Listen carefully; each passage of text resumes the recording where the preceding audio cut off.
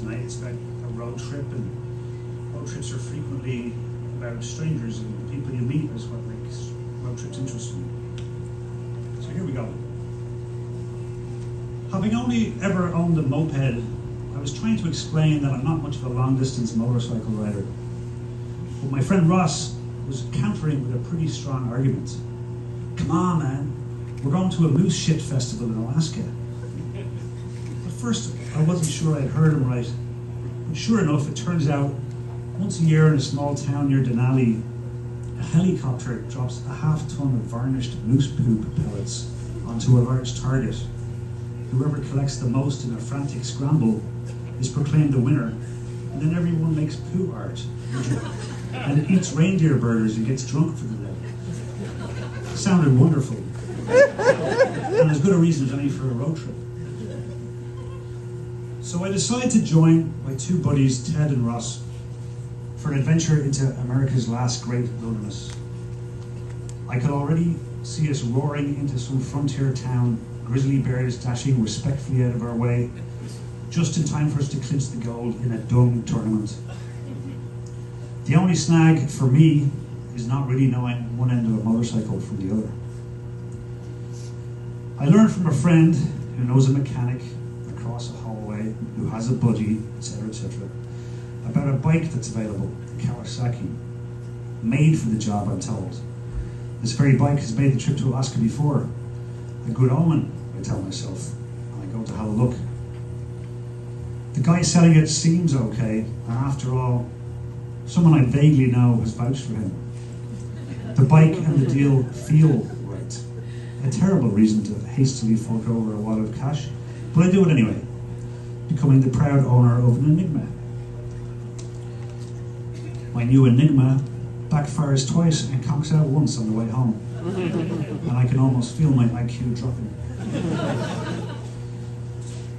I gradually labour through the maintenance section of the user manual. I top up various fluids, I examine cables and hoses, replacing a few as I go. The console bulb is blown, so I get a new one, and I feel really good about that. Anyone that has ever ridden a motorcycle has a different opinion of what modifications I should make and what I should bring. One particular shop guy is a wealth of information, but unfortunately I don't understand most of it. So, where are you headed? He asks me flatly. Alaska in about 3 weeks? Well, you have got your work cut out, haven't you? He says, casting a doubtful eye over my bike like it's a boat with a hole in it. The first thing you absolutely have to do is replace the tension balancer and put in a stronger subframe bolt, and rejetting of carbs is always a good idea. What on earth is this guy talking about? I think to myself as his mouth keeps moving. It's a couple of weeks later, and I'm starting to feel more comfortable on the bike. I've heeded some advice and ignored plenty.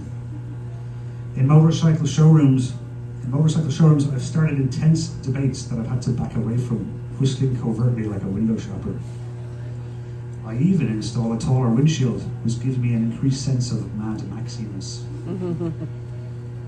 With just over a week to go, I have yet to tackle my first tune-up. And according to my manual, I should be performing such diagnostics at least once or twice during a 6,000-mile trip. 6,000 miles, I murmur to myself as I squint under the tank, trying to identify a lonely spark plug. I calculate a daily average of about 300 miles. Not a lot to some, but more than I have ever done in a month. It's the night before our departure, so I check the extended forecast. Not just rain, but really heavy rain. And I've never ridden in the rain before. Well, once, about 7 blocks on my way back from Safeway. I place a nervous call to Ross, suggesting postponement. So, you want to wait for a few days? For what? A bit of rain, he says. Yeah, I just thought one of you might want to postpone or something. Yeah, right, we'll see you out front in the morning. It pisses down with a vengeance for days. The rain is so hard leaving San Francisco, it is surreal. Normally I wouldn't go to the post office in such weather, but here I am, looking out a cafe window at a steaming bike in Willits, California. I don't remember many specifics from the first afternoon of writing, just that I spent a lot of time pretending to be enjoying what I was doing. Somebody has loaned Ted a thin blue rain jacket with a red stripe on it and matching pants. The costume is way too small, and his sodden leather biker jacket bulges out from underneath, making him look like a Power Ranger that has severely let himself go. He is soaked, but remains cheerful, as Ted always did. We keep going until Arcata.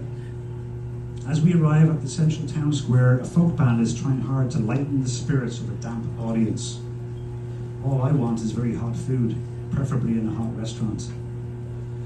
Inside a cafe, I'm genuinely not prepared for the interest generated by our clumsily loaded bikes parked out front. These people are drier and more enthusiastic than I am. Other folks seem incredulous that we intend to make it to Alaska, like it's the moon. On the TV, I catch another glimpse of the Weather Channel, animated rainy icons fountain darkly all over the Pacific Northwest. Every direction except the one we're going in has a smiling, sunny icon, symbolizing joy and carefree living. Typical. The rain is biblical. We're still on major highways and there's plenty of traffic. Passing cars continuously broadside us with surf. I get stuck behind a fuel tanker truck that displays a placard boasting its flammability, and I just sailed past ominous road signs advertising landslides and suicidal reindeer. I'm having a really hard time enjoying this.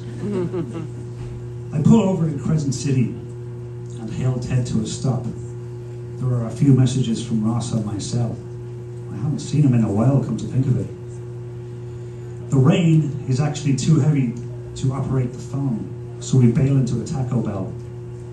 Bored teenagers sit across from bored parents.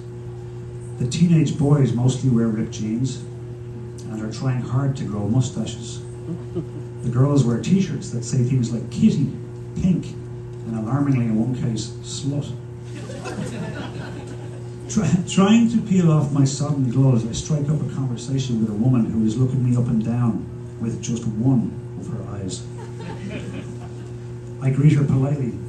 Hello there. I am met with total silence. Hello. Nice town. Again, silence.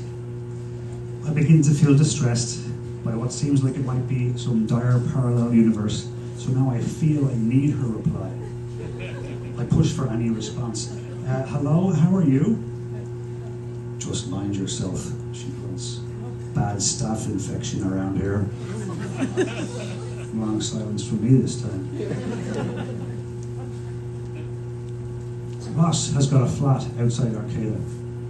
The second message, left 10 minutes after the first one, is a string of expletives. Ross pointing out that whereas he might have all the fucking, whereas he might have the fucking compressor, I have all the bastard tools. The third message is him again saying that looking for me, some bloke with a vice grips is pulled up over to help, and he thinks he can get a temporary plug-in and to hang tight. I try a different topic of conversation with the woman in the restaurant. Excuse me, do you know of a motorcycle shop in town? I ask. Closed. There's nothing here anymore. She delivers the line with the foreboding of a Twilight Zone lighthouse keeper. She reassesses me with her other, steadier eye, and I realize she wasn't looking me up and down the first time at all. One of her eyes just does that. Completely adrift in her head. I'll call the Sons of God, she croaks. They're a biker gang. They might be able to help.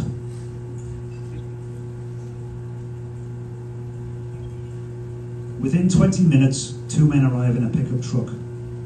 Their necks and arms are adorned with tattoos of religious insignia and Gothic script.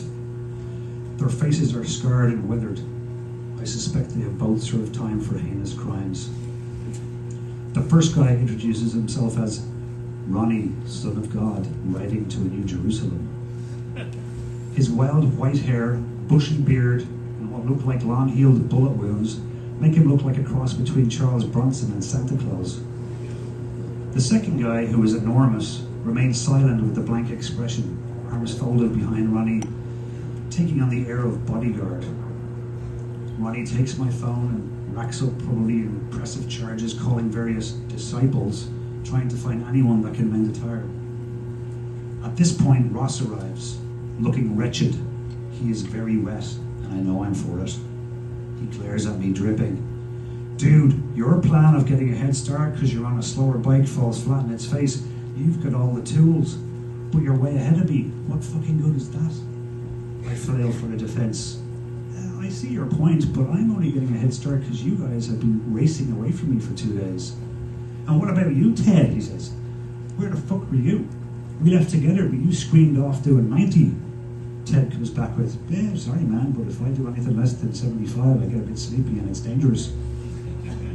That's ridiculous, Ross stammers, and I tend to agree, just trying to re-establish some solidarity with him.